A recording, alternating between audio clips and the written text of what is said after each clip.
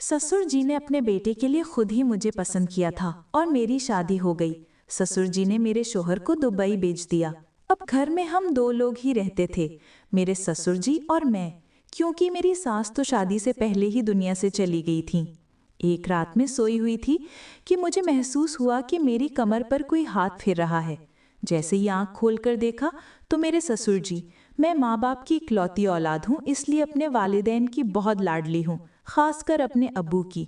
मेरी शादी की उम्र हुई तो मेरे अब्बू मेरे लिए परेशान रहने लगे। वो चाहते थे मैं ऐसे घर जाऊं जहां पर मुझे कोई रोक टोक ना हो। अब्बू की ये दुआ कबूल हुई जब अब्बू के दोस्त अपने बेटे के लिए मेरा रिश्ता लेकर आए। उनकी बीवी हयात नहीं थी, घर में सिर्फ वो एक बाप बेटा रहा करते थे। अब्बू को ये रिश्ता दिल से कबूल था, इसलिए उन्होंने हाँ कर दी। मगर अम्मी का दिल नहीं मान रहा था।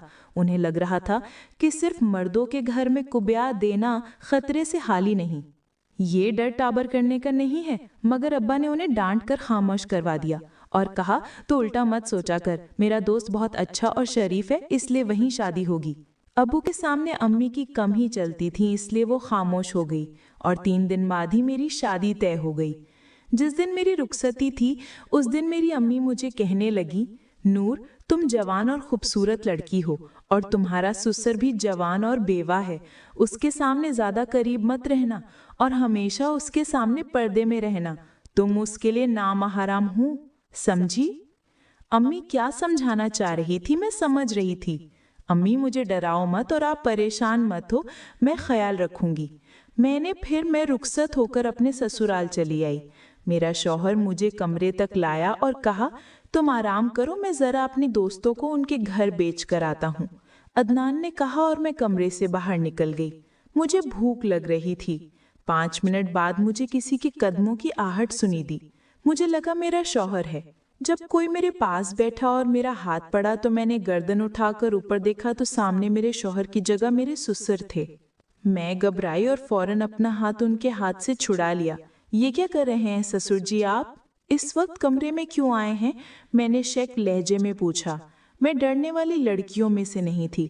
मुझे गुस्से में देखकर ससुर जी शर्मिंदा हो गए और कहने लगे, तुम्हारी सास जिंदा नहीं है, वरना इस वक्त वो तुम्हारे पास तुम्हारे कमरे में होती और तुम्हें बताती कि आज रात। ससुर जी मेरी आंखों में देखकर इतना ही बोले थे कि मैं बोल पड़ी। मेरी माँ ने मुझे सब समझा दिया है ससुर जी, आप जा सकते हैं, हम सुबह बात कर लेंगे, मैंने बाहर का रास्ता दिखाए हुए बोली। ससुर जी को गुस्सा आने लगा। वो फौरन कमरे से बाहर निकले और जाते जाते दरवाजा जोरदार आवाज में बंद करके गए। मुझे उनका ये अंदाज बिल्कुल अच्छा नहीं लगा था।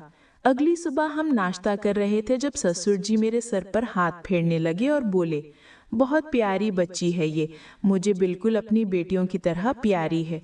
अल्लाह ने मुझे बेटी नहीं दी मगर बहू की सूरत में मुझे बेटी मिल गई है, इसे हमेशा खुश रखना। ससुर जी ने मेरे सर पर बोसा देते हुए कहा। अदनान अब्बू की बात सुनकर मुस्कुराए और मुझे हैरत होने लगी कि रात के वक्त वो कुछ और बन रहे थे और अब मुझे बेटी कह रहे हैं। क्या सच है और क्या झूठ? मैंने जबरदस्ती मुस्कुराई। शाम के वक्त जब मैं अदनान के साथ अम्मी के घर जाने लगी तो उसके बाइक के टायर की हवा निकली। वो हवा बनवाने गया तो मेरे ससुर जी मेरे पास आए और कहने लगे, बेटी, रात को मैं तुम्हारे पास इसलिए आया था ताकि आपने यहाँ जेवर दे सकूं, मगर पता नहीं क्या समझने लगी। आप ससुर जी मेरी तरफ जेवर बढ़ते हुए बोले। मैं शर्मिंदा होने लगी कि पता नहीं मैं ससुर जी के बारे में क्या क्या गलत सोचने लगी। इससे पहले मैं उनको कोई जवाब देती अदनान आ गए। मेरे दिल से ससुर जी के लिए जो बातें भी आई थी वो सब मैंने अपना वहम समझकर भुला दी और हंसी खुशी अपने ससुराल में रहने लगी। घर में एक ही वॉशरूम था। मैं शाम के वक्त नहा रही थी जब मुझे ऐसा महसूस होने लगा जैसे मुझे कोई देख रहा हो। मैं जल्दी जल्दी से नहाई। दरवाजे के पास मुझे किसी का अक्स दिखाई दे रहा था। मैंने जल्दी जल्दी से कपड़े पहने और वॉशरूम से बाहर आई तो देखा कोई भी नहीं है। मैंने अपने कमरे में अदनान को देखा, वो कमरे में नहीं थे। मैं डरते हुए ससुर जी के कमरे में आई तो देखा वो भी आंखें मूंद कर सो रहे हैं। मैं जल्दी से अपने कमरे में आई और दरवाजा अंदर से बंद कर लिया। कोई तो था जो मुझे नहाते हुए देख रहा था, मगर ये कौन? ये सवाल मुझे परेशान करने लगा। अदनान जब घर आए तो मैंने दरवाजा खोला। हमारी शादी को 2 माह होने वाले थे। अदनान बहुत खुश नजर आ रहे थे। क्या बात है, बहुत खुश लग रहे हो? मैंने पूछा। अब्बू ने मुझे 50 लाख दिए और कहा है मैं अमेरिका अपनी पुप्पो के पास चला जाऊं और वहीं अच्छी नौकरी करूं। अदनान के अचानक बाहर जाने की खबर सुनकर मैं परेशान हो गई कि आप क्या कह रहे हैं अदनान? मैं आपको बाहर नहीं जाने दूंगी। आपके जाने के बाद मैं अकेली हो जाऊंगी। मैंने आंखों में आंसू रोककर कहा। अरे बहू, क्यों अपने शोहर और होने वाले बच्चों का मुस्तकबिल खराब कर रही हो? अदनान बाहर जाएगा तो उसके हालात अच्छे होंगे। ससुर जी कमरे में आकर बोले। मगर ससुर जी, मेरा दिल नहीं मान रहा। मैंने कहा। कुछ ही साल की बात है नूर, हिम्मत से काम लो, वो ठीक कह रहे हैं। अदनान ने कहा। वो जिद का पक्का था और बाहर जाने का उसे जुनून था। एक माँ बाप मेरे ससुर ने उसे अमेरिका भेज दिया। मैं कुछ दिनों के लिए अपनी अम्मी अब्बू की तरफ जाना चाहती थी, मगर वो दोनों दूसरे शहर शादी पर गए थे। वापसी पर उन्हें 2 हफ्ते लग ही जाने थे। घर पर अब मैं और ससुर जी थे। अदनान को छोड़ने के लिए मैं और ससुर जी गए। रात के वक्त हम घर वापस आए। गर्मी बहुत ज्यादा थी। ससुर जी कहने लगे, बहू तुम मेरे कमरे में सो जाओ, उस कमरे में एसी लगा हुआ है, आराम करो। नहीं ससुर जी, मैं अपने कमरे में ठीक हूँ, आप परेशान मत हो। मैंने मना कर दिया तो वो इसरार करने लगे कि मैं वहीं उनके कमरे में सो जाऊं। उनके जिद पर मैंने हामी भर दी और फिर ससुर जी के कमरे में सोने चली गई। मैं जब दरवाज़ा बंद करने लगी तो देखा दरवाजे की कुंडी खराब थी।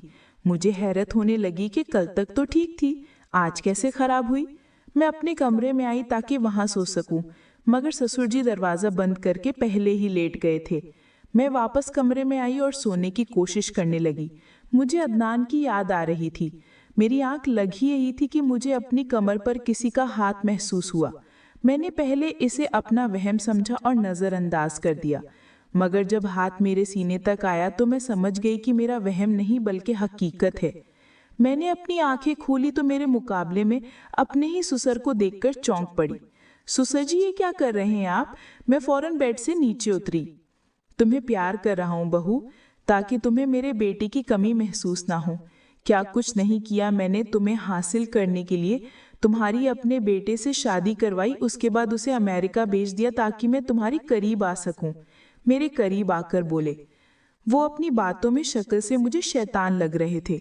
मैं भागने की कोशिश करने लगी, तभी उन्होंने मुझे अपनी बाहों की गिरफ्त में और मेरे साथ जबरदस्ती करने की कोशिश की।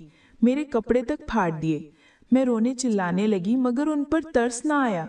इससे पहले वो मेरे साथ जबरदस्ती करते, अदनान कमरे में दाखिल हो गया और हैरत से फटी फटी आंखों से सारा मंजर देखने लगा।